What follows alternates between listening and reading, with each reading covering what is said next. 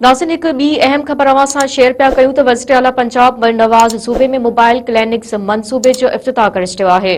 इफ़्तिताही तक़रीब में ख़िताब कंदे नवाज़ चयो आहे त मोबाइल क्लिनिक्स में हिकु डॉक्टर, हिकु लेडी वर्कर ऐं डिस्पेंसर मौजूदु हूंदो। क्लिनिक में मुख़्तलिफ़ बीमारियुनि जी टेस्ट जी बि सहूलियत हूंदी। नवाज़ जो चवणु आहे त मोबाइल क्लिनिक्स मां 40 लख माण्हू फ़ाइदो हासिल करे सघंदा। हुकूमत खे सिधो करण में 2 खां 3 महीना लॻी वेंदा। पंजाब खे कारे दौर मां कढी तरक़ी जे रस्ते ते आणे रहिया आहियूं।